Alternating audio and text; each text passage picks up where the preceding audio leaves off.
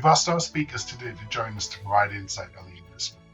The topics discussed are an overview of options for you to think about to help you with your independent research and business decisions, so aren't intended as recommendations or advice. Remember as well that your business has its own individual circumstances. The statements and views expressed may not be applicable or suitable for your business.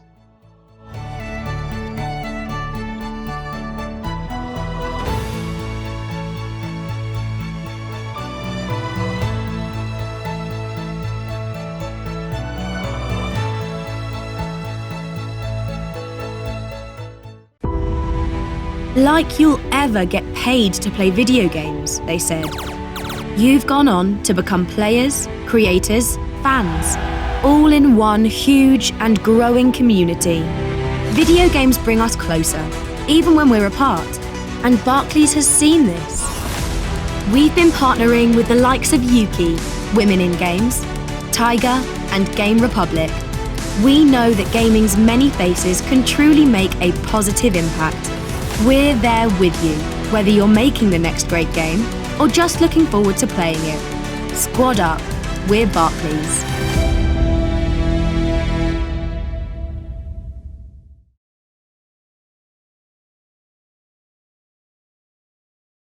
Hi everyone, my name is Ben Davey, CEO of Barclays Ventures, and welcome to the Barclays Global Games Frenzy series, a wonderful series of events. We have 5 events across 5 days this week, each with a specific regional focus.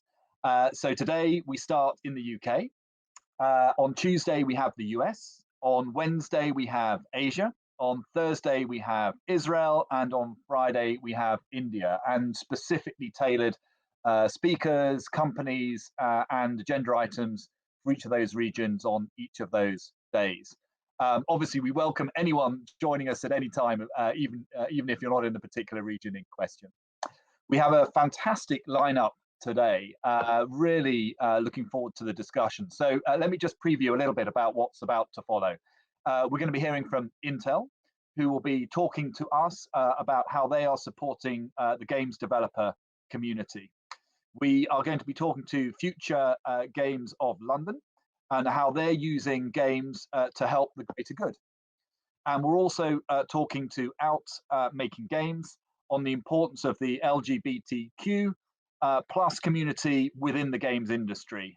So 3 fantastic discussions and very important themes for the industry. We're also delighted to be able to showcase Playtra, Junkfish and Tiger, to find out more about what they've been up to and what they're working on. So that should be really interesting. So look, as you can hear, a jam-packed event agenda, super exciting to be joined by all those wonderful speakers and companies, and we very much hope that you enjoy the day.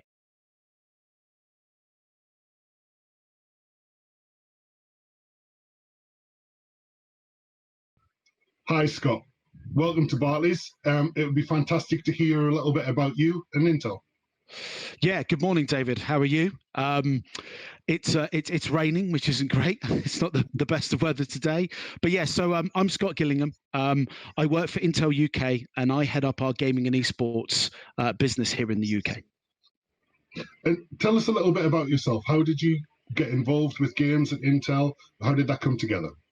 Yeah, sure. So I've been at Intel for 13 plus years, and I've actually been in the IT industry for 27 years now. So it's kind of in my blood. I'm an enthusiast at heart. I build all my own PCs. I love tinkering with hardware, but I'm a gamer as well. I'm not a very good gamer. Just put that caveat in now. But I enjoy the escapism of gaming. Favorite games of mine are F1. I love the sim racing. PUBG is a favorite game as well, and actually through lockdown, I spent a lot of time playing Red Dead 2. I think that's such an amazing game. That was probably my top game for the year. That's fantastic. Yeah, I mean, it's been great to see so many people turn to games during lockdown as well to escape or to connect with friends. It's fantastic. Yeah, very much so. I think we're living in different times, and people have turned to gaming and socializing and creating and communicating online. I think that's helped a lot of people through current challenges that we're all seeing. Yeah, and I think even when you mentioned F1 there, and I think the ability with the F1 teams to adapt quickly to racing online, and Lando stepping up in Twitch is fantastic to see. Yeah, I think F1 is one of those sports that has really embraced esports. If you go back to McLaren had their world's fastest gamer a few years ago, where I think the winner Rudy from winning that actually became part of their driver academy, and since then F1 has had the esports league. I think this is the third year. I think this season will be the third year or second year. And you've got all of the teams having their drivers performing, and then as F1 was challenged with starting this year, a lot of those drivers turned to sim racing and performing online and keeping the fans happy and being able to see some kind of racing, which was great. It was. I definitely enjoyed it watching it as a viewer myself. So, Scott, I think Intel's an amazing company. A massive innovator when it comes to technology, and you are very involved within the games industry. Do you want to tell us a little bit around how that partnership works and Intel? Yeah, sure. So there are many ways that we're involved with gaming and esports. I think one of those key areas is we're very lucky to be able to work with the game developers. We're very privileged to work with a lot of world-class developers out there, and a lot of that investment and focus is around optimizing performance, developing new features, and ensuring stability. What does that mean, and how do we do that? We work very closely with Epic to try and optimize games using Intel technology through Unreal title engines. Unreal Engine titles. We have a decade relationship with Sega Creative Assembly on the Total War series. And some of the things we've done there is, and I think it's Total War Warhammer. I might need to just go back and check that. But we built within that game the Intel Laboratory, where gamers that I say are using a Core i7 CPU, so they've got more cores and more threads. By using or going into the laboratory, you can enable use of more of your cores to create a bigger army. We've actually worked with our UK influencer Sacriel, where he has a video that he goes into how you go into the laboratory and use more of your cores to create bigger armies, etc. So those are some of the kind of things that we try and do with the game developers and delivering more of an experience with the game and helping that game developer deliver more of an immersive experience for their fans. And we do that with a lot of game developers: EA, Activision Blizzard, Ubisoft, Krafton, Microsoft, Square Enix as well. And Square Enix actually brings on, if you look at a recent activation and activity that we've done, is with Crystal Dynamics and Square Enix on the latest Marvel's Avengers game. And our engineers have been focused on working with those guys to help create more detailed visual and special effects to give a more immersive experience within that game. And I've played the game a bit myself, and I love being the Hulk going around smashing things. It's a great experience. Who doesn't? Yeah, I think, Scott. So it's fantastic to hear that. I guess the connection between incredibly powerful hardware and software that can take advantage of it. I think the games industry seems to use as much technology and innovation as it can to create more, deeper experiences, a more immersive experience, a higher fidelity kind of visuals. How do you see that connection with Intel and as the industry moves forward? What shape does that take? It really emphasizes the importance of the hardware and the software together, and making sure that we are working with those developers to understand what they want to do with their games and how our hardware improvements and innovation can help bring a much better experience. I think recently we've just launched 11th Gen Core, and we've just launched a new range of thin and light notebooks using our new 10 nanometer superfin technology with Intel Iris Xe graphics, which is ultimately bringing a much better immersive experience to the mainstream audience. And it's about, as gaming grows and more people are getting into gaming, from high-end gamers to those casual gamers that when they're traveling or sat at home and think, well, I wouldn't mind playing a game for an hour or so, they're able to do it now on thin and light devices, and giving people the ability to game on as many devices as possible using Intel's technology. And I think you see that. I guess Intel is a fantastic, huge global company, and anywhere that there is games, it seems to be Intel, as a provider within the space. But I think what's really interesting around Intel is that I always thought of Intel as this, the technology company that focuses on hardware, but you're much more than that and have a number of partnerships kind of around the world, and certainly within the UK, a number of partnerships as well. It would be great to hear a little bit more around that and, how Intel use those partnerships and what the activity you're doing.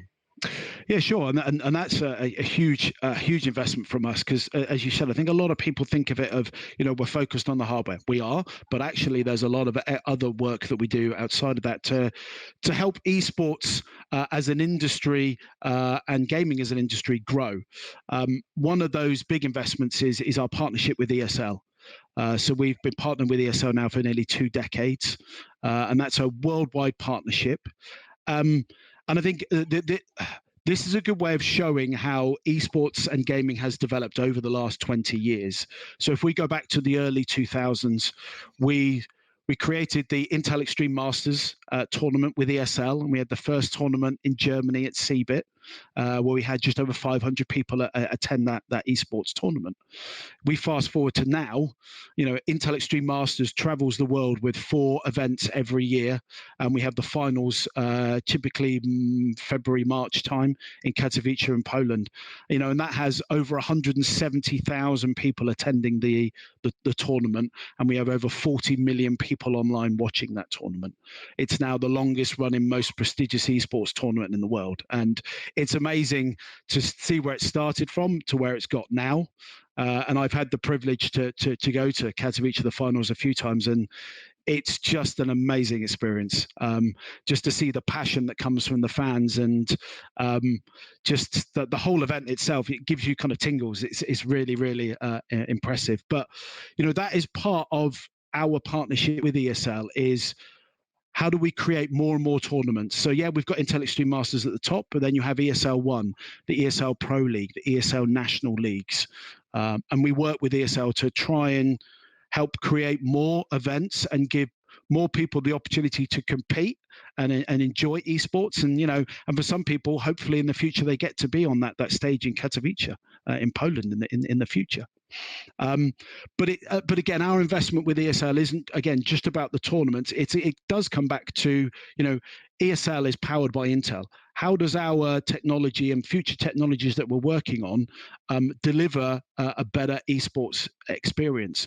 So where 5G, how does 5G improve that experience in stadiums for the fans? 5G is going to improve more mobile gaming experience as that rolls out. But also, a lot of people think that, yeah, Intel, you're providing the CPUs and the technology for the gaming PCs. Well, actually, we're providing all the technology and the hardware in the background that actually powers esports.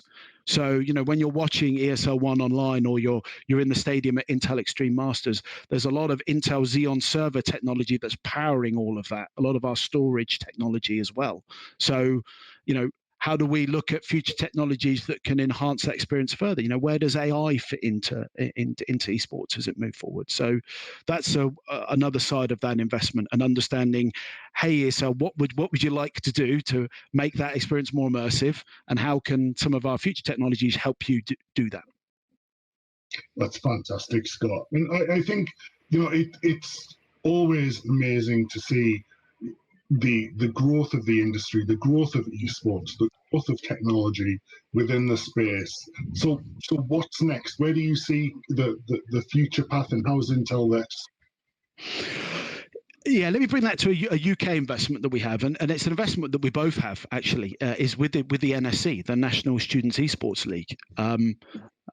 We've been engaged with the NSE in the UK now since they started, and I've been really impressed with what those guys are doing, and it's why we started in the last academic year as the headline partner for NSE, and have continued that into this year, because I see our investment in focused on this is helping support future talent that's coming through as that industry grows in the UK.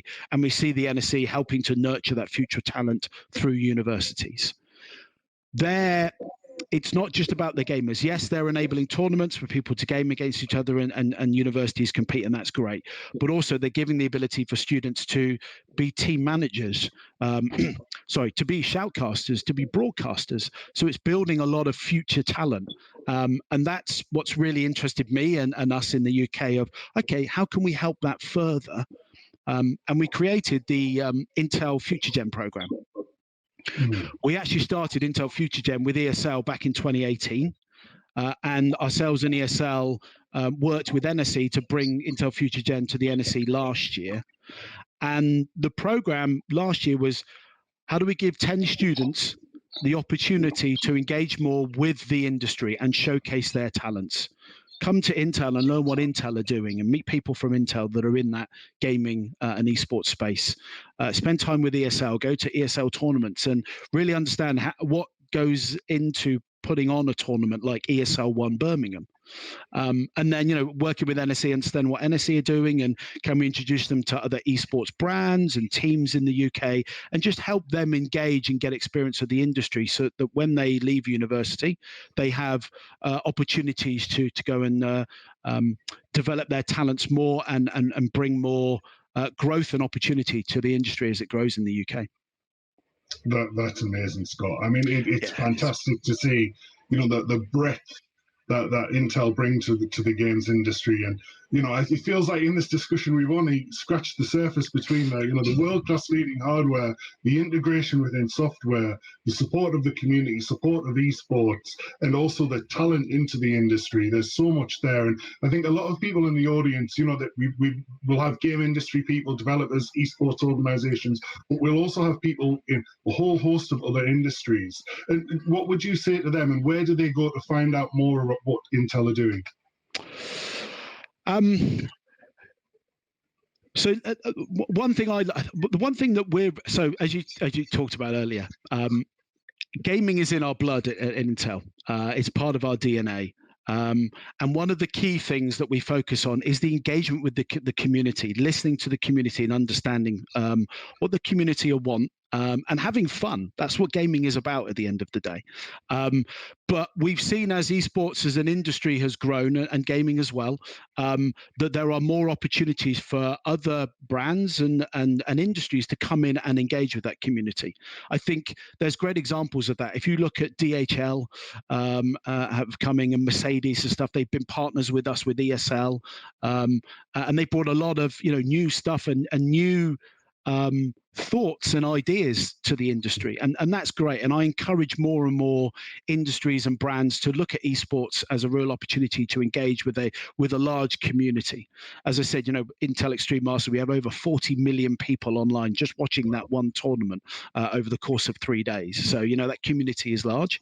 But if you're coming into the esports industry and you want to engage, make sure you're credible. Make sure you're understanding what is the point? What are you trying to bring to the esports industry and the community? And recognize that the community live online. They're very social, they're very creative, and they will engage with you if you engage with them. That's fantastic to hear, Scott. I think we also see that at Barclays, with our ties with the games business and esports organizations, and just how adaptable, particularly right now, those industries have been, and how great and creative, also the deep technical knowledge that people within the industry have, it's outstanding, and we want to support that as much as possible. So I think we're absolutely on the same page there. Yeah. So Scott, thank you so much for joining us today. It's been great to hear directly from you. Where can the audience go to find out more about what Intel are doing? Yeah, I mean, if you go to intel.com, there are plenty of links there for our gaming sites. I think we're going to put out some links from this to more specific websites where you can get more detail on what we're doing with our investments and how we're engaging.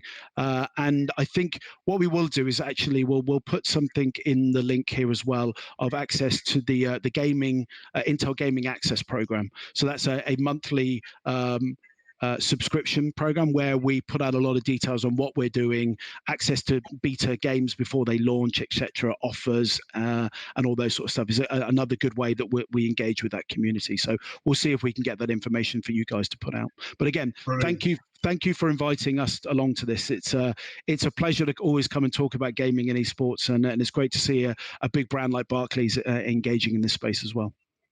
Well, thank you so much. It's been a pleasure. No problem at all.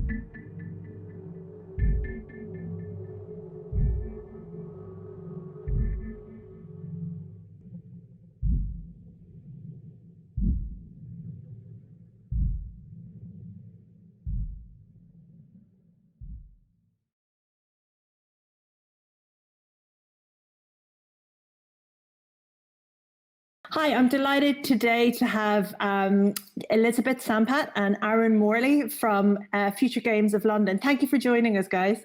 Oh, thanks for having us. It'd be really good to potentially just start, maybe Elizabeth, if you could just tell us a little bit about yourself, about your background, and what you do at Future Games of London. Sure. Like you said, my name's Elizabeth. I'm the studio creative director at Future Games. I manage the game designers and the UX designers. Before this, I was at Cybo Games in Copenhagen. They made Subway Surfers, which is the most downloaded mobile game of all time. And before that, I was in Seattle working on Plants vs. Zombies 2 at PopCap. Cool. And Aaron? So yes, my name's Aaron. Very recently moved into a new position as head of product management, Future Games of London. Up until that, Elizabeth and I worked very closely. She's been my mentor and manager for a few years. So I joined Future Games of London 5.5 years ago. Have managed to grow quite a lot within the studio, worn a lot of different hats. My current role, I'm looking at product strategy across the studio, what kind of games we should make, how we get them to market, and optimizing them once they're live. Awesome. Very interesting. Can you tell us a little bit about Future Games of London, your relationship with Ubisoft, and kind of how it all started? Sure. So the way that we got started is actually kind of funny, which is that Ian, our managing director and co-founder, was on his way to work at another mobile studio in Camden in 2003. When he started looking around and he saw just how many people had like Nokia style mobile phones. And he started really thinking about how amazing it would be to actually be able to sell games to the entire world just on the phone platform, which is really remarkable because that was 5 years before the iPhone came out. So we definitely come by the future part of our name, honestly. Yeah. In 2013, we were acquired by Ubisoft on the basis of our world-class IP, Hungry Shark, as well as the fact that we've got this mobile-specific expertise. It's a really fruitful partnership because I think they really understand that we are a future-thinking studio. We're really, whether it's anticipating something like the iPhone or new 5G networks, we're always sort of thinking about what's next. And yeah, that's worked out pretty well. Oh, fantastic. And you've been doing quite some interesting work at the moment with the UK government in regards to, the global pandemic at the moment and some guidance and safety guidance around COVID. Can you tell us a little bit more about that? It sounds really interesting.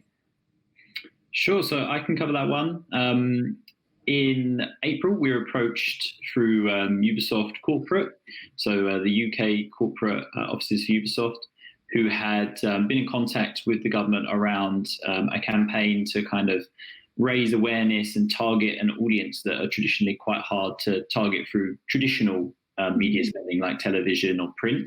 So you may have seen a handful of games earlier in the year in around April participate in something called the Stay Home campaign. So games like Candy Crush, Saga, which obviously famous obviously is king in London as well, Hungry Shark World, which is the game I'm running, and many others made their kind of free-to-play products more enjoyable for a period to encourage people to stay inside when it was dangerous to go outside and follow the guidelines. So in April, we partnered up and we did some special in-game events. Players got access to the Hammerhead Shark, which is one of the more popular sharks in the game, for free. And we had all sorts of special events you could play with bigger rewards. And that worked really well. So we've been given kind of the nod recently to work again with them. This time around, the hands, face, and space messaging that I'm sure you will have seen all over the internet and also on television.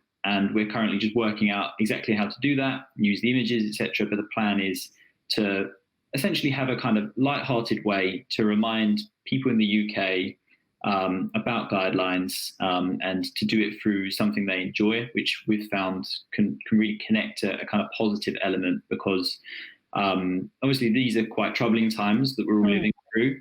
And to have positive messaging that can make you feel connected and, for it to happen in something that you're, using to relax, unwind, or just enjoy yourself, maybe with your friends, I think really can kind of reach people in a way that just seeing an advert online, for example, doesn't.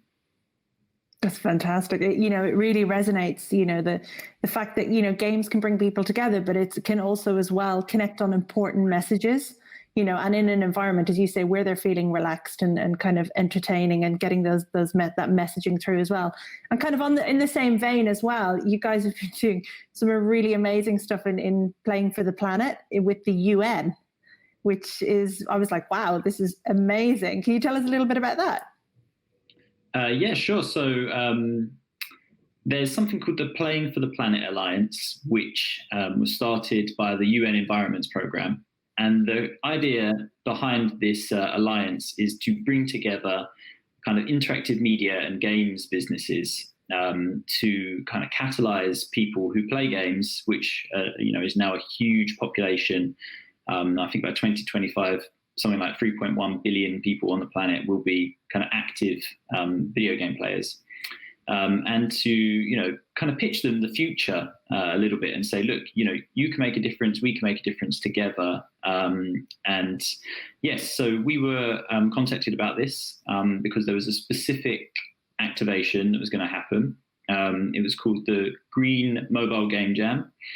Again, this was around April time, so it was quite busy for us already. But the challenge was to get your teams and kind of, with the help of loads of experts from the UN, from other people, and pitch an idea for something that you could actually release in your live mobile game that would help to kind of educate your players or catalyze them to individual commitments around things that could help preserve, the globe, its natural environment, the climate, help recycling, all of these things. So we did that at Future Games of London. We did that on Hungry Shark World, which is our live game.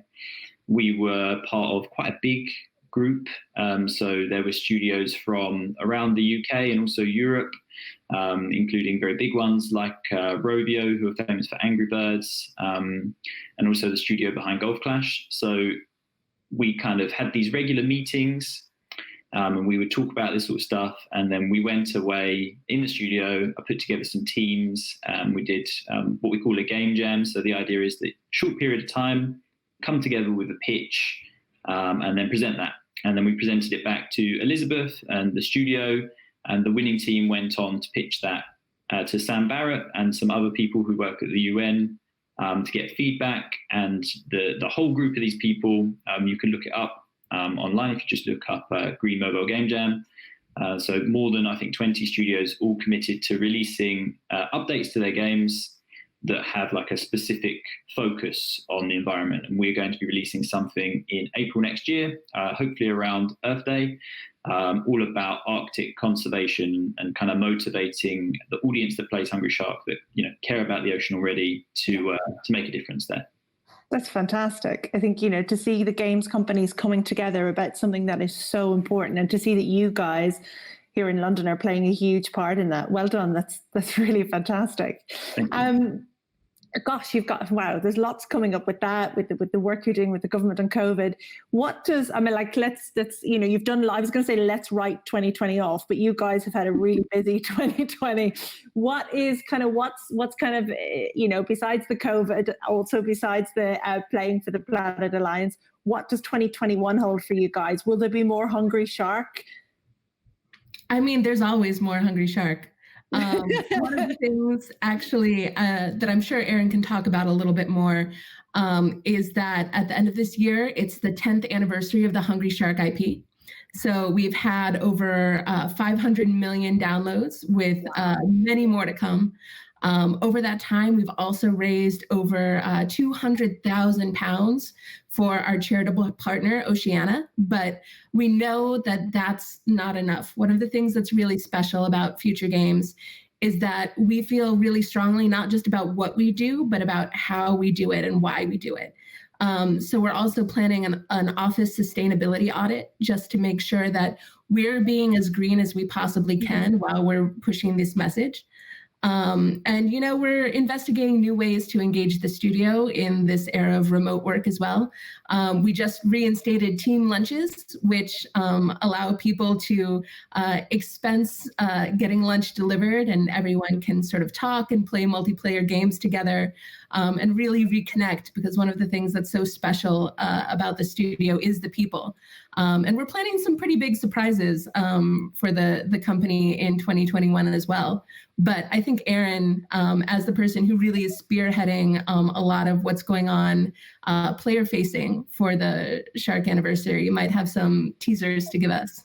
Yes, I don't want to upset my my brand manager or anyone working on the campaign. I got to clear it first. Yeah, great.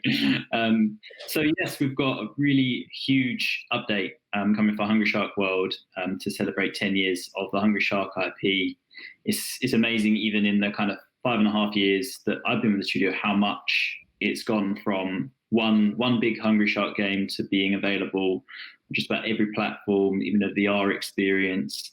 And seeing that community of fans kind of grow and learn to love and contribute even now to these games over all these years. Hungry Shark Evolution, almost live on the market for 7 full years now, and Hungry Shark World coming up to its 5th year on the market next year. These are more than just games that people pay for distraction. They're real communities of people that love the characters we've built and the brands we've built. So coming very soon, next week, actually, we're going to do a huge update. We've got an entirely new game progression system. So how you get new characters in the game and how you progress through the game is going to be kind of overhauled. And it's going to focus on giving players more to do, more unique gameplay, and adding just even more character to each of the 34 sharks that are now in the game. On top of that, for 10 years of the IP, we're going to give players 10 free gifts. So every single day for 10 days, they're going to get brand new and exclusive items. They're going to get new skins for their sharks. They're going to get more currency to enjoy the game with, new items. So it's really the best time to play. And the kind of cherry on top is we're going to bring in a kind of fan favorite character. In Hungry Shark Evolution, there is a Godzilla-esque character called Shark Jira. And it's like a bipedal shark with a giant atomic breath ability. Barcelona team that worked on that just did an amazing job. The community really loved that character. So we've created a whole new narrative that's playing out on social now. And we're going to bring in an evil version, a robotic version called Mecha Shark Jira that can fly and can do a giant explosion. So if you're a fan of Hungry Shark, all of these things are probably making the hairs on your arms prick up. This is exactly what players love, that we know obviously from years of working with the community. And it's our opportunity to say, thank you so much for playing these games for 10 years and letting us have a thriving business and a great community. So please enjoy. Wow, that's really exciting. I'm actually quite excited. And it's fantastic. It's not something we have to wait months for. It's actually happening next week. So I bet you guys have been pretty busy with that.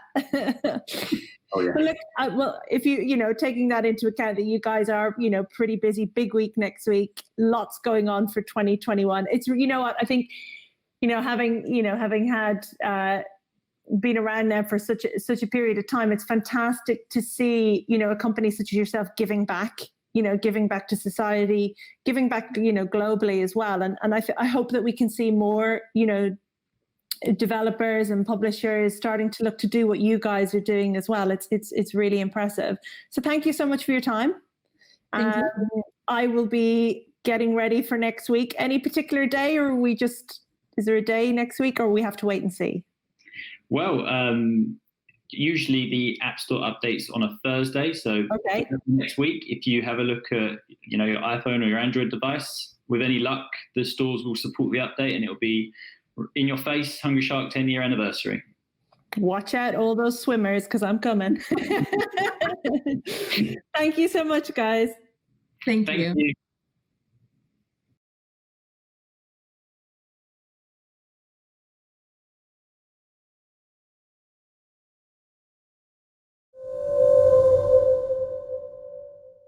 Hello, my name is Dan Bernardo, and I'm the founder and game director for Playtro, an independent game studio in London.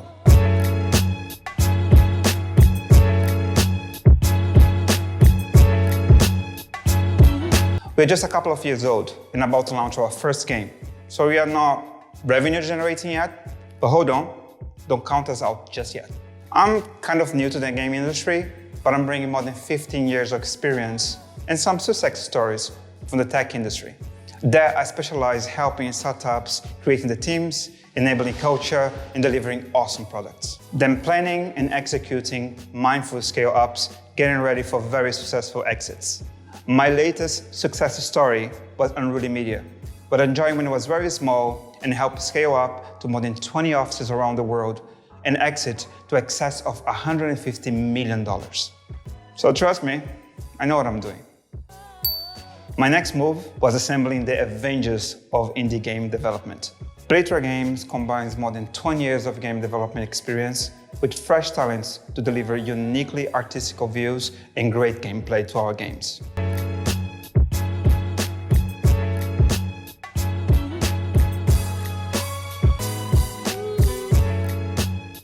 Our first game is due to launch in a few months. It's generating buzz and being shortlisted for awards. We are planning to self-publish and already working on our next projects. The name of the game is Grid Fight: Mask of the Goddess. Let me tell you more about it. Grid Fight: Mask of the Goddess is an action RPG game featuring a unique real-time grid-based combat system. Join more than 35 unique characters in their mission to kill the madness affecting the goddess of this world, in an action RPG game set in a carefully hand-drawn, vividly animated, and most beautifully colorful world. Grid Fight draws inspiration from classic grid-based games to deliver a whole new experience where quick reflexes and careful team management are key to win the battles. Different characters are specially suited to overcome different challenges, and it's your mission to get to know them enough so they will join your squad. Enlist, evolve, and equip powerful masks to make sure they achieve the ultimate potential, and use them in PvE and local PvP battles, all while you enjoy our earworm 90s inspiring soundtrack.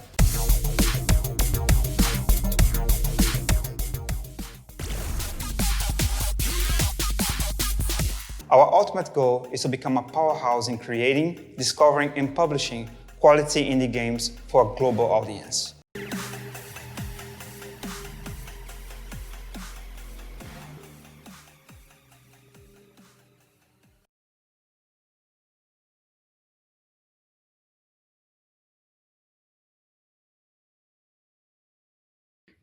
Hello everyone and welcome. We've got a really exciting video for you guys today and really special guests to talk you through a topic which is quite important in the gaming industry at the moment. I'm Dan Carter. I work at Barclays and I work in the group brand and sponsorship team, looking after some of our group brand sponsorships like the Premier League and the Barclays FA Women's Super League. But today I would like to talk to two guests about the importance of LGBTQ+ representation in gaming and just get straight to it. I think if I hand over to Michael first to introduce yourself. Yeah, thanks, Dan. My name is Michael Othen. I've worked in the games industry for about 12 years now. I've worked as a designer, as an engineer, and co-founder of my own studio and creative director. So, yeah, quite a long career. And something that's always been very important to me is LGBTQ+ inclusion in games. It's something that I've tried to reflect in my own games, and it's always something that I've aimed to improve upon. As we know, there isn't great diversity within the industry, and it's always a battle to improve it. So it's a matter that is close to me. Thank you. And Suneet, over to you to introduce yourself to everyone, please.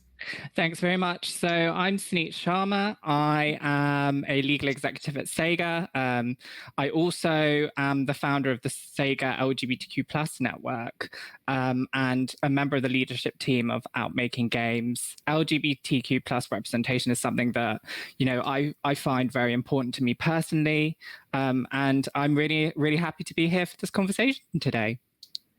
Thank you. Thank you both for giving us the time to talk about this as well. Like I said, it's a really important and also exciting topic. I think a lot of people are actually going to learn something new if they don't already know this already. So I want to get straight into it. Michael, I'm going to put you on the spot first here, and I'd really like you to tell us a bit more about what Outmaking Games is and kind of how it became about.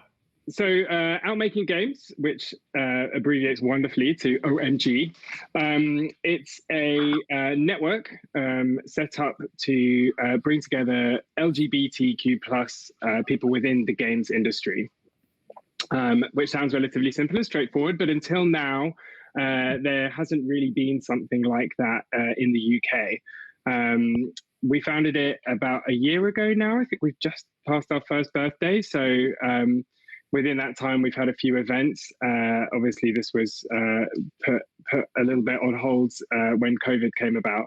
But really, the story behind founding OMG, one of the main things that was a motivator behind it was there's a lot of LGBTQ plus people within the games industry, but there isn't a group that connects them. UKI, which is the UK interactive entertainment body, recently did a census, well, a year ago did a census within the industry to understand better the diversity and the makeup of the industry, of the games industry. And they discovered that 21% of participants identified as LGBTQ plus.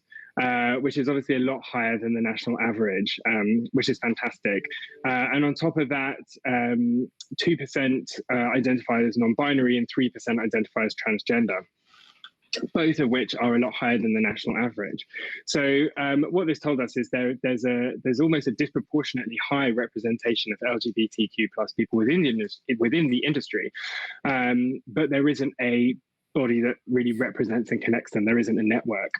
A couple of the other findings of the census, which are interesting, was that 31% of respondents reported living with anxiety, depression, or both, compared to the national average of 17%. So really, there's an opportunity here for us to support each other. There's not necessarily a link between the LGBTQ plus professionals and that stat, but it's definitely an industry within which I think it's important for us to, for everybody to support each other. And so creating this group was a way to do that. Another stat was that while there is a high proportion representation of LGBTQ plus people within the industry, they mainly adopt junior roles. So there was a much lower representation within senior roles. So by creating this network, by creating this group, we really hope to connect and empower and uplift each other and support each other within our careers. It can feel like a lonely industry to be in, despite that number, because traditionally it's a very straight male industry. Certainly from personal experience, I remember being at a fantastic company that I won't name, but that informed me I was the only gay man out of about 200 employees. And they, informed me this just out of like courtesy and out of interest. But I remember being quite struck by that. Like I knew there weren't many gay men at the very least, but let alone LGBTQ plus individuals. But certainly it was a real kind of like moment for me to acknowledge how underrepresented I felt like we were. So OMG exists to connect this community, and in doing so, empower and support it. The second kind of objective is to, as a connected singular voice, we can help overcome the barriers that exist for LGBTQ plus professionals within the industry. And ultimately, our goal is to help change hearts and minds when it comes to LGBTQ people and issues. Really through education, through talking about them, and through commenting on them, and through supporting people finding ways to represent them within their work. So really, that's kind of why OMG came about and what it hopes to do as a network. And like I said, we've had a couple of fantastic events. Most of the events had to move online when everything moved online. But we hope to resume physical events again next year, and it's a network that exists up and down the country. So there's pockets of like people who are part of the network in all corners of the country. So it's proud to be part of it. Thank you. And I think it's really important on the last point you raised around it being all around the country, because sometimes if you focus, if you're kind of heavily focused on, say, London as your hub only, you know, it's got a very different demographic of the LGBT plus population, doesn't it? So you have to, and there are people that may feel more comfortable or confident in London to be themselves and be open and free versus maybe some other parts of the UK. So I love the fact that you've thought about actually this has to spread across the country. Otherwise, are you really going to make a change? Absolutely. I mean, we've members of the leadership team from all over the country and members of the group from all over the country. And I think you're absolutely right. People within London have a certain privilege, both from living in the capital city, but also being part of such a diverse city. And like you say, that kind of diversity isn't necessarily reflected outside of the capital. And I think it's, you know, it's important to include everybody and make sure everybody feels connected to the group and to the community, to the industry.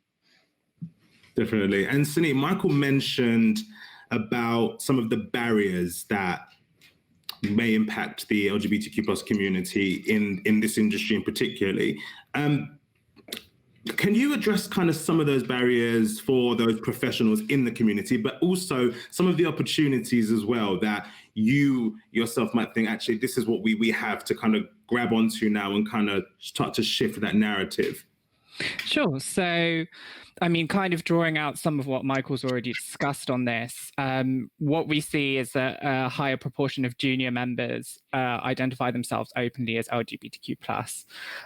That could be for a number of reasons around comfort, around their experience in the industry, or their perceptions of how they'd be received. So from that kind of perspective, it's difficult, especially when you don't have role models within the industry to whom you can look up to who identify as LGBTQ+, who, you know, you can see as a potential mentor or someone who, you know, could be a real key stakeholder for you in the work that you're doing within the games industry, or even if you're just looking to enter the industry. You know, there are certain people or titans within the industry who you can look to and look up to and gain experience from. And I think, you know, one of the aspirations of OMG is having that visibility and giving people that confidence to be visible, to take part and support each other. In terms of, you know, difficulties from the studio end, we also see difficulties around timing and resource in terms of supporting LGBTQ+ staff. So a lot of studios, for example, don't have the luxury, and to them it is a luxury given their size and their functionality, to have someone who focuses on diversity within their portfolio, within HR. And that can lead to, you know, certain topics, for example, like having transitioning at work policies, for example, having structures in place to help people who are thinking of coming out in the workplace, for example. Though you see that those structures perhaps aren't there or aren't called out in a way which, you know, would lend to supporting LGBTQ+ people. So it becomes an infrastructure issue in a broader sense. And in terms of moving to kind of seeing this as an opportunity, I think, you know, the UK games industry has made a lot of progress in recent years. UK, as the overseer, has implemented a diversity pledge with 3 key pillars, which I think we're seeing could really, really help studios and give them a framework for supporting diverse staff as well as LGBTQ+ staff. You know, Sega, for example, you know, I've been working there for a year now, has taken on the diversity initiative, and it focuses across your recruitment practices through to your how you support colleagues within the business, and then how you actually incorporate LGBTQ+ and diverse characters in game into the content that you produce. And I think those touch points in that framework has really, really helped kind of provide a really positive base for us to operate in and push LGBTQ+ diversity to greater heights. Thank you. And every time you mention the word Sega, I think I just get all giddy. I'm trying to compose myself. The dream job. Shouldn't say that. This is a Barclays thing. I love Barclays, obviously, but Sega. It brings back so many memories for me. And I think it would not be right to not mention the fact that 2020, and I'm not going to use the word, but I am going to use the word unprecedented year, everybody around the world. And I think the games industry, correct me if I'm wrong, has had quite a lot of focus this year, not more so, but bear in mind that a lot of people have been in lockdowns across the world. And I think gaming has been like a solace for a lot of these people, and people that maybe never had a passion for it before or do now. Do you see kind of any positive changes because of this kind of lens that may be on the industry now, and more lenses that are going to be on it for the community, that really kind of, again, just champions the cause that you guys are trying to do? Yeah, I mean, I think, like you said, more people are playing games than ever before, and more types of people are playing games. I think that's what's interesting, is everybody is a gamer now. Even people that say they're not gamers, usually they've got at least one game on their phone. And games are an amazing tool with which to entertain, but also to provide a voice and to reach people and to provide commentary. So in that respect, I think some games certainly have a responsibility to think about the messages that they're delivering, and the characters they're portraying, because there's a lot of very impressionable people playing games, and seeing them as a window into another world that they might not know so much about. So I think the fact that more people are playing games is fantastic, and the fact that more games are starting to tackle representation and are starting to take it more seriously is fantastic. Of course, not all games have the context in which it makes sense to talk about LGBTQ+ issues. So you might not expect Candy Crush to have like an LGBTQ+ character in it, because that's not what it's about. But certainly there are games that are very heavy on story, and games that, any game that has characters in it really has a responsibility to demonstrate diversity.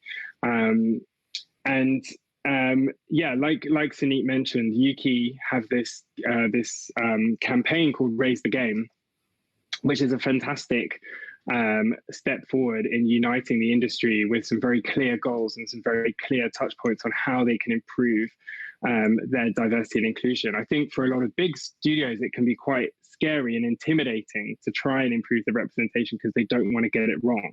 But that's obviously not a reason to not try to do it. And there's people out there to help them do it correctly and sensitively.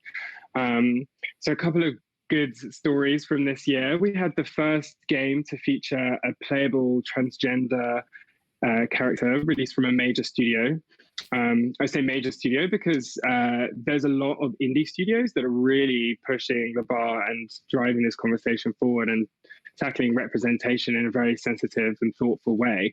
But it's the big studios that are more risk averse, I think, to tackling some of these issues. So it's fantastic that we have this game that features a playable transgender character. That game is called Tell Me Why, by the way.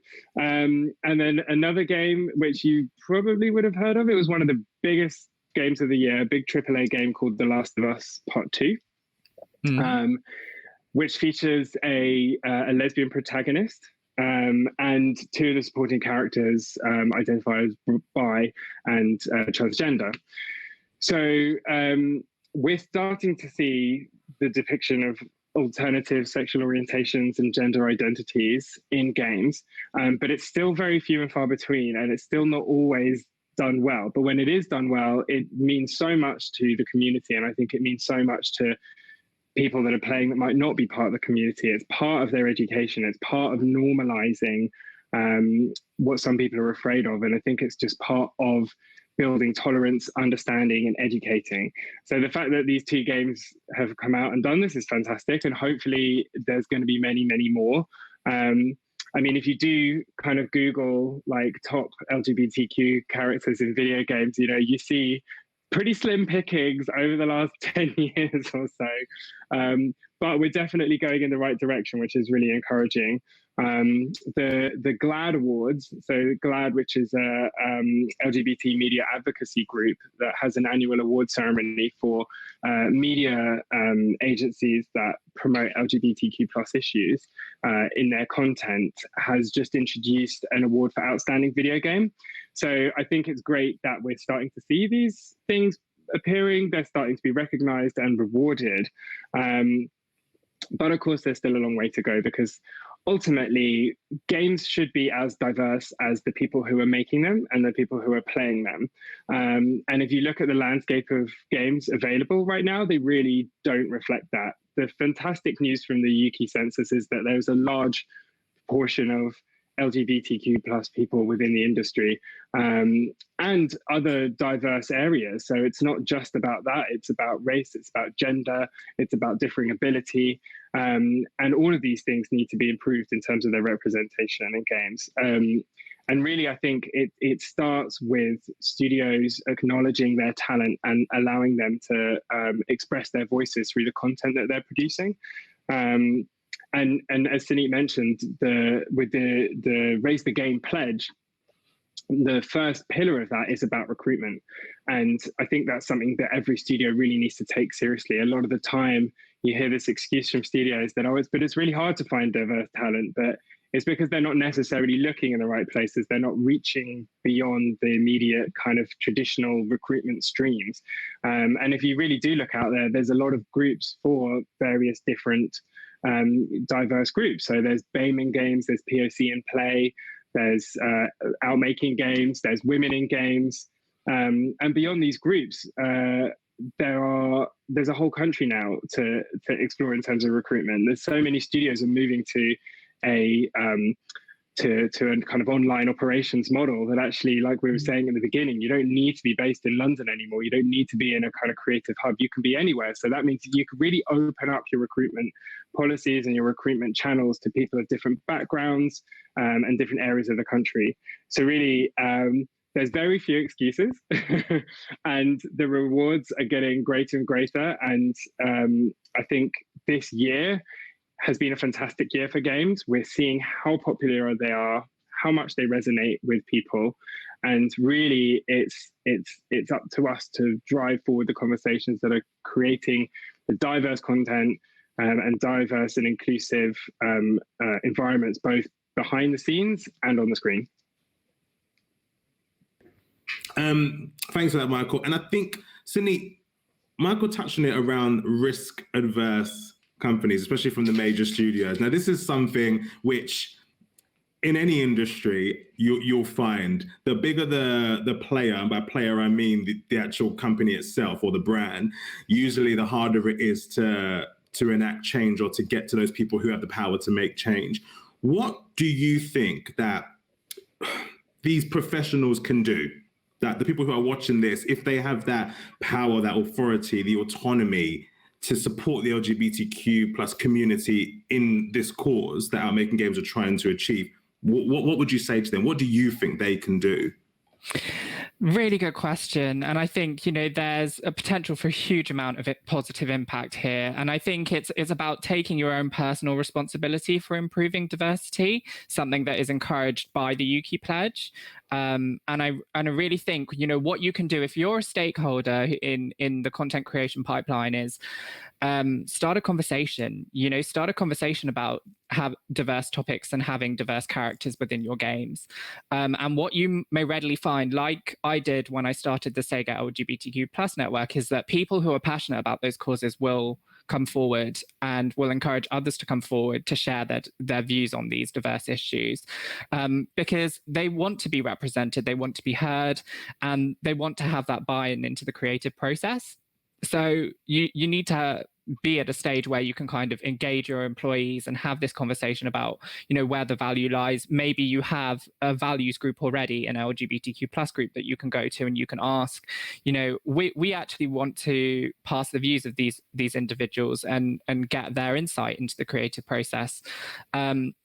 And then you can look to supplement that with consultations. So, I did a contract recently for a drag queen to come and consult on some character creation for one of our games. That kind of thing is really, really valuable, and it really brings in authentic views and makes sure that, the characters and the processes you're going through to create characters is authentic and considers how an audience would receive it if they are part of that minority.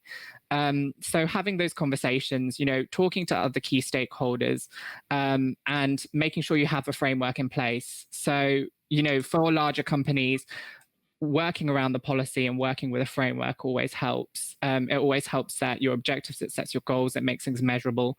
And what we found at Sega is we've signed up to the UK Diversity Pledge, and that's really, really helped us with kind of yardsticking where our goals are and where we want to get to. And it's quite nice because it breaks things down into 3 easy to kind of mark against strands.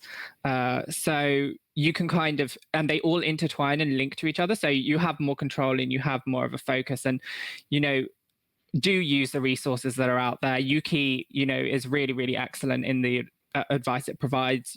Out Making Games is also here if you want to start a conversation and you're concerned about diverse representation in games. The other groups Michael mentioned earlier, we're all here to try and start that conversation around diversity. And I think, that's what creates those rich conversations and gives us the opportunity for change.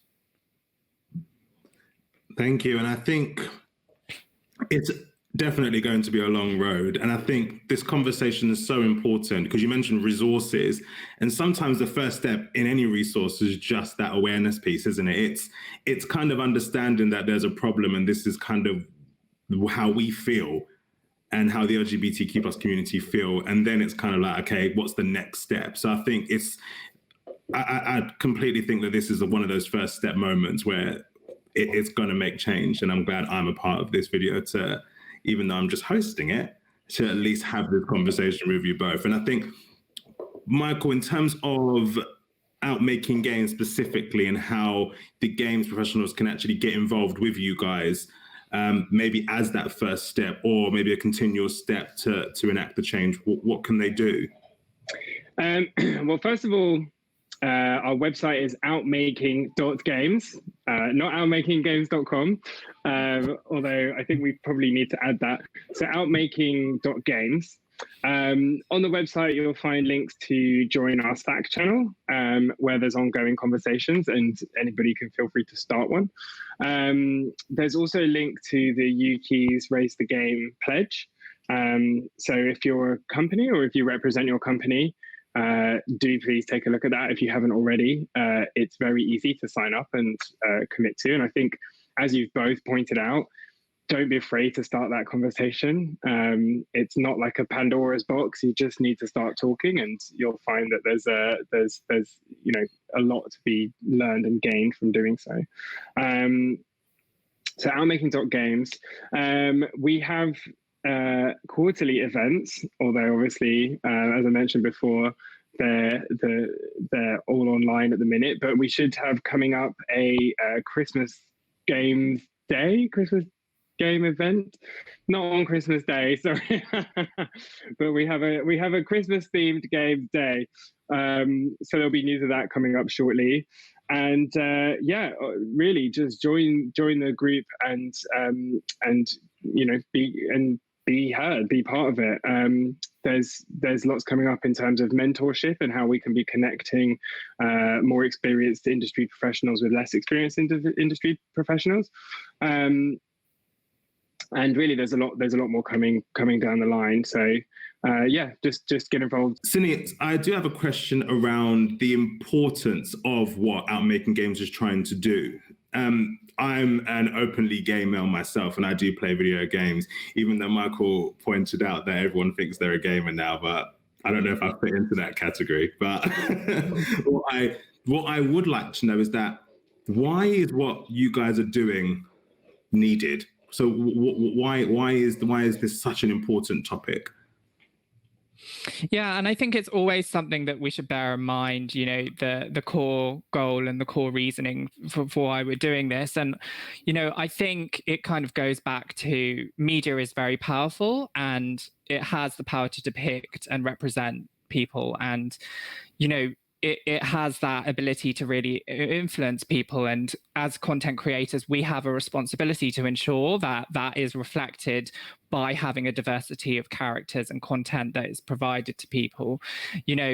Having LGBTQ plus role models is so important in people kind of growing up and developing and really seeing themselves and taking ownership of their sexuality. And I think, having an authentic portrayal of an LGBTQ plus individual really, really helps, if you're a gamer from that perspective.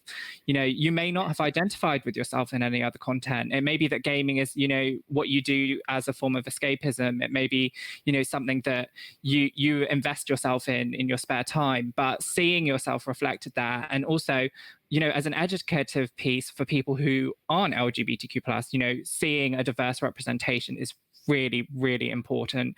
It's so important as an educative piece. It's so important as an informative piece in terms of showing people, a diversity of thought, a diversity of ideas, and a diversity of sexualities. And that is all under the responsibility of a content creator, and you'll only get a positive response, as we've seen with the commercial success of games like The Last of Us Part 2, for example. When you reflect that and you provide, genuine LGBTQ plus representation. So it's a win on all levels. And I think, it is so important that it's seen as Yuki kind of says, it's a necessity now, not a nicety, to have diversity within your games. Yeah, I mean, just to add, the games industry is catching up with other media, but it is definitely lagging behind. And the more realistic portrayals of characters get, the bigger that responsibility becomes to portray diverse characters. I mean, I actually remember when I was 16 playing The Sims. The Sims 1, believe it or not, I managed to make 2 male Sims fall in love with each other, and I was completely blown away. I was floored, like, as a gay 16-year-old that hadn't come out and that hadn't really come to terms with my sexuality. Seeing it realized in a video game made me feel included. And that was a really phenomenal thing for someone at that age. And it really did inspire me actually to get into the games industry. And I went and worked for Electronic Arts, who made the game, and had a fantastic time there. So those kind of tiny little, micro experiences have big impact, and they can really impact on other people. I went on to create my first iPhone game that I built independently. Was called Mini Gay Boyfriend, and it was a small gay dating simulator for the iPhone. And I did it more as a social experiment to see what kind of appetite and response there would be to a gay game, because nothing like that existed in the App Store, and there wasn't really anything that could be labeled as a gay game. And the response was fantastic. Like, the feedback I had was fantastic, and I think just reading the reviews of that game, and I made a mini gay girlfriend as well, was just so encouraging to hear. I remember one review of a kid saying it really helped them come out because their friends were playing the game, and it helped normalize being gay for them, and it helped them see that being gay was normal for their friends. So even in its most basic form and its most basic kind of depiction, inclusion is so important, because there are uncountable millions of impressionable minds and young people playing games.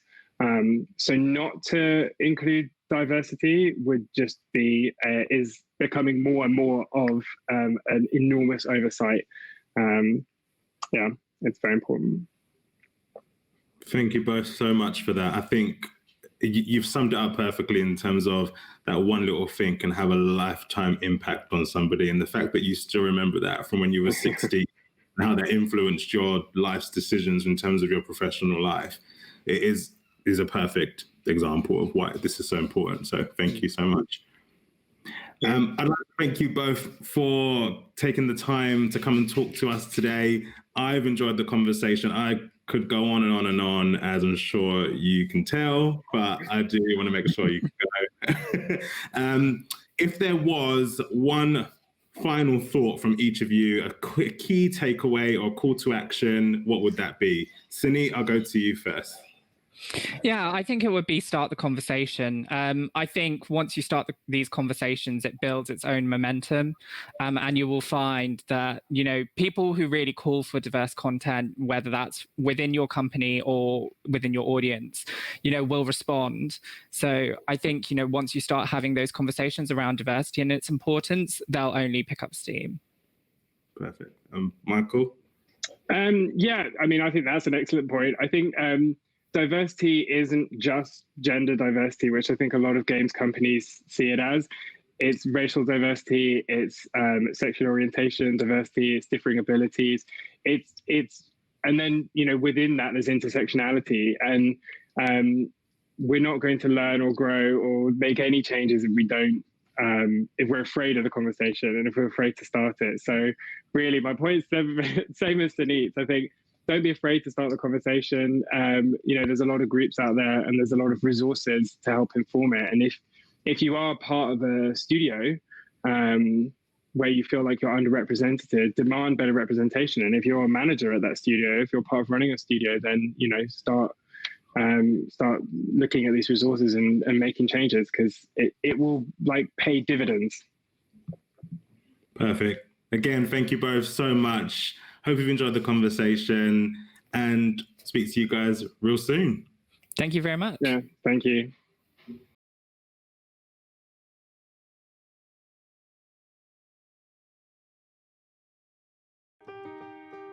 Games are a big part of my life. With my disability, it was one of the only things I could do for enjoyment. So gaming has really opened up that door for me, and it helps connect you to other people in this world. I can't do a lot by myself, but I can play video games on my own, which gives me a good sense of independence and achievement. It's just a release from the monotony of the day. If you're not feeling well or you're uncomfortable, it takes your mind off it and gives me something to look forward to. As a parent, it's made so much difference to Chase being able to access video games. It creates a level playing field. He can do an activity that he wouldn't be able to do in normal day-to-day life. But even better, with gaming, he can play alongside someone. Special Effect are bringing families and friends closer together through video games. The setups we create are personalised, so people can play to the very best of their abilities. And this opens the door to inclusion and independence, confidence and creativity. Help us level the playing field and create many more magical gaming moments.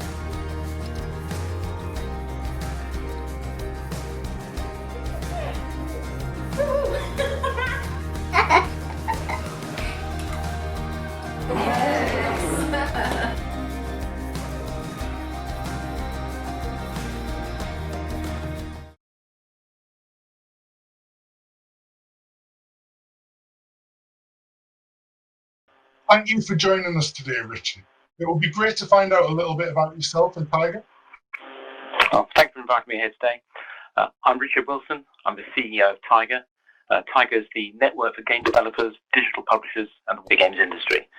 Our focus is on building up the strength, the stamina, and the sustainability of the UK video games industry. And we do this by campaigning for our industry in government, by championing our industry in the media, working with our universities, and supporting our world-class studios. Thank you, Richard. Some really impressive stuff there. How did you get started with Tiger? Well, I've always been interested in games, video games. I'm also very interested in history and politics and running a business. And the wonderful thing about Tiger is it combines all three. It involves engaging with government because I'm representing the video games industry. It involves running a business because Tiger's a business, a trade association, a small firm. And it also involves games. So it's a happy marriage of three of my most strongest hobbies and interests. That's brilliant. And when did Tiger start? So Tiger was set up back in around about 2000, 2001. and I've been CEO of Tiger since 2008. So it's clearly been a very enjoyable job because I've been here for so long. Wow, that's a long time. And what have you seen over that time and those dozen years that you've been with Tiger at the moment? Well, I suppose there's been two or three key exciting things that have happened, two or three particularly exciting things. One has been to see the growth of the video games industry. When I joined Tiger back in 2008, there were only about 200, 250 game studios in the UK, whereas today there are 1,041. So this industry has grown considerably. The number of employees in the game industry has increased, of course. And we've also seen an explosion in the popularity of video games, not just in the UK, but in the world as an entity. So video games have become much more popular.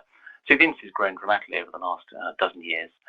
I think the other thing I'd really like to single out is that Tiger has played a crucial role in strengthening the video games industry in the UK. We campaigned for 6 to 7 years for a video games tax relief, which was finally introduced in 2012 and it came into effect in 2014. And this tax has allowed the UK video games industry to compete on a more level playing field against our overseas competitors. It's essentially reduced the cost of developing games in the UK. And that's allowed the industry to grow really quite dramatically since 2014. On average, we're seeing annual growth rates of about 8.9% in headcount each year since 2014. So I think those are some of the keys that I could single out, which I'm particularly pleased about. Wow. And, it is always a pleasure to speak with you and to see the growth of the UK industry. As you said, it's incredible to see how many creative people we have in the UK that also have the deep technical knowledge to really create, really fantastic experiences, particularly with independent studios. And I think during this period, we would normally be at a physical event right now, and we aren't. We're here, in each other's houses with screens. But the industry has been incredible to see how it has adapted to home working. It has a digital product, and people turning to games to connect with friends or just to escape. What do you see is next in your support for the industry, and what's on the horizon? Well, I suppose looking back at the last 12 months, we've definitely demonstrated that the UK video games industry is resilient. It's resilient to COVID-19 in the sense that we can work remotely. We don't have to be in offices or studios. We can work remotely. So in that sense, the industry has been very resilient. It's also resilient in the sense that although we've had, I think, the worst downturn for 300 years, the video games industry has carried on growing. So I think that's really important to put that in perspective. So I think what we can see over the next 12 months, what we expect to see over the next 12 months, is for the UK video games industry to continue to increase in terms of employment. I think we'll see more studios establishing, more studios being set up. I think we'll see increasing popularity at university level for video games courses or video games related subjects, because since we're able to see this is a good industry to get into, to work in and pursue a career. And I think, and I'm optimistic that the UK government will continue to support our sector. They'll see that our industry is an industry that provides jobs in the UK, not just in London, but all over the country. So 80% of the jobs in our sector are outside of London. So in terms of the levelling up agenda, this is a good industry to support. So I think we'll see the UK government supporting our sector over the next 12 to 24 months. And I think we'll see continued growth and innovation in the sector. So it's a very exciting sector to be in. And it's that our prospects in comparison to some sectors of the UK economy are pretty good. Thank you, Richard. And you are right. Through this event in itself and a lot of the innovation that we see within the sector, it's absolutely incredible. So for the audience that's viewing this right now, where can they find out more about the work that you're doing at Tiger? Well, the number of which organisations or people can get involved at Tiger, you should certainly look at the Tiger website, look at our LinkedIn page, all our social media channels, of course. But people and organisations can get involved in a number of ways. You can join Tiger, and as a Tiger member, you can benefit from Tiger information, advice, and information about events that we put on, for example. Additionally, Tiger's involved in recognising excellence, so we accredit universities, for example, and we also provide a Tiger Star to good employers in the sector. So businesses and universities can apply for those accreditations or stars. And as I mentioned a moment ago, we put on a number of events throughout the year, and in particular the Tiger Games Industry Awards. And so we'd encourage companies and organisations to look at our website and participate in these events. Well, Richard, thank you so much for joining us today. It's been so interesting. Thank you so much. Oh, thank you. It's great to have the opportunity and lovely to speak to you.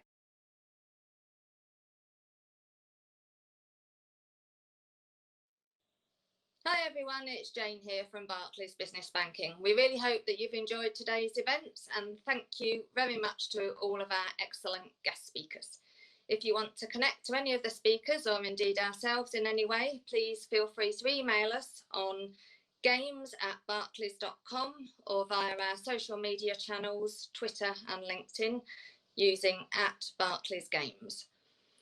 A couple of other shout outs for events that you might be interested in. So we have our US Frenzy taking place tomorrow. And also on Wednesday, we have our esports tournament, which you can view. It's in conjunction with our partners, National Student Esports.